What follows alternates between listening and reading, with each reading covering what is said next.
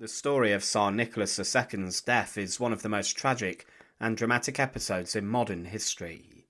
It marked not only the end of a dynasty that ruled Russia for more than 300 years, but also symbolised the collapse of an old world swept away by revolution, war, and social upheaval. His execution alongside his wife, children, and loyal servants in July 1918 remains one of the most infamous political killings of the 20th century. Nicholas Alexandrovich Romanov was born in 1868, the son of Tsar Alexander III. When his father died in 1894, the young Nicholas became Emperor of Russia. He inherited a country that was vast and powerful on paper, but plagued by poverty, backwardness, and growing political unrest. Nicholas was a devoted husband to Alexandra Feodorovna, the German princess he married, and a loving father to his 5 children, Olga, Tatiana, Maria, Anastasia, and Alexei. But as a ruler, Nicholas struggled. He was deeply religious and believed that his authority came directly from God. He resisted reforms and clung on to autocracy, even as his people demanded change. By the early 20th century, Russia was boiling with unrest. Industrialization brought poor working conditions, strikes, and protests. The 1905 revolution shook the empire and forced Nicholas to grant a parliament, the Duma, though he kept most of his power for himself. The disaster of World War I would prove the final blow.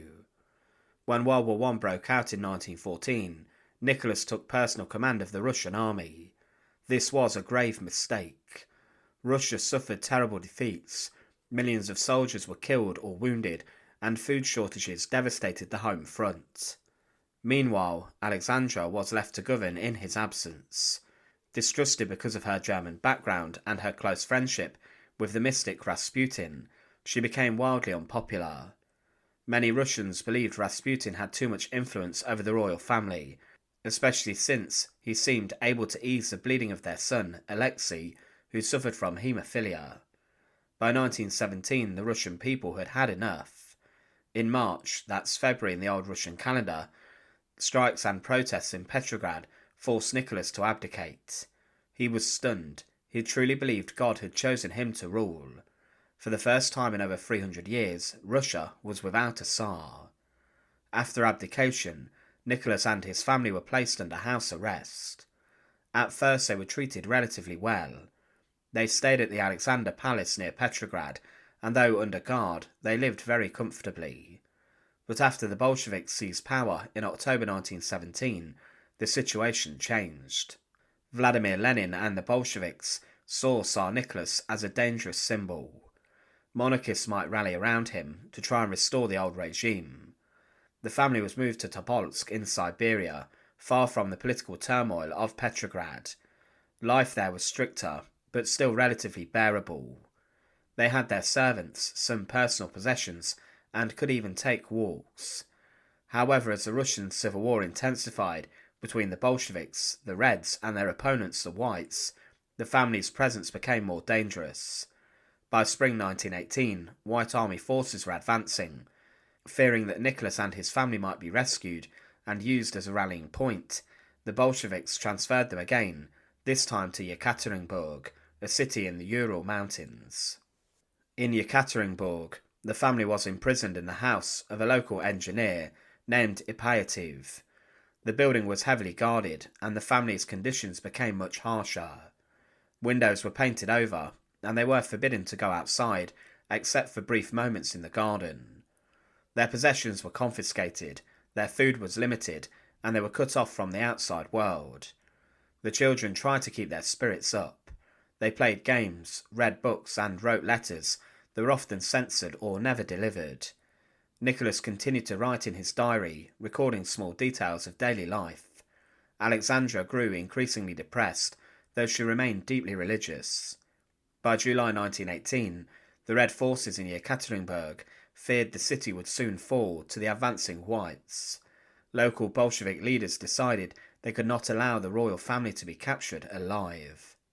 On the evening of July the 16th to the 17th, 1918, the Romanovs were told they would be moved to a safer location because of the fighting in the city. Instead, just after midnight, They were led down the basement of the Abdication house. Nicholas, Alexandra, their 5 children, and 4 loyal servants stood together in a small room. Chairs were brought for Alexandra and Alexei, who was frail from his illness. The family were told they were about to be photographed for their safety. Then Yakov Yurovsky, the local Bolshevik commander, read out a short statement. Nikolai Alexandrovich, in view of the fact that your relatives continue to attack on Soviet Russia, the Ural Executive Committee has decided to execute you. Nicholas turned and said, "What? What?" These were his last final words. These were his last recorded words. Almost immediately, a squad of armed men opened fire. The room filled with smoke and noise. Nicholas was instantly killed. Alexandra fell dead moments later. But the execution was chaotic. The bullets bounced off jewels sewn into their daughter's clothing, an attempt by the family to hide their valuables. This made the young women harder to kill, and the guards resorted to bayonets and close-range shots. The massacre lasted around 20 minutes. By the end, all were dead: Nicholas, Alexandra, Olga, Tatiana, Maria, Anastasia, Alexei, and their 4 loyal attendants. The Romanov dynasty had ended in blood. The executioners faced another problem: what to do with the bodies. At first they attempted to bury them in a mine shaft outside the city, but worried about discovery, they later moved them to another site in a forest. The corpses were burned with acid and buried in shallow graves. For decades the location of the remains were a mystery. Rumours spread that some of the children had survived, especially Anastasia. Impostors later claimed to be her, the most famous being Anna Anderson in Germany. It wasn't until the 1990s, after the fall of the Soviet Union, that the remains were discovered and identified using DNA testing. In 1998, the remains of Nicholas, Alexandra, and 3 of their daughters were reburied with honour in St. Petersburg. The remains of Alexei and 1 of his sisters were found later and await burial with the rest of the family. The execution of Tsar Nicholas II shocked the world. Monarchs across Europe, many of them related to Nicholas by blood, were horrified. Yet in Russia, the act symbolised the Bolsheviks' determination to wipe out the old order completely. For years, Soviet authorities justified the killing as a necessary step in the revolution.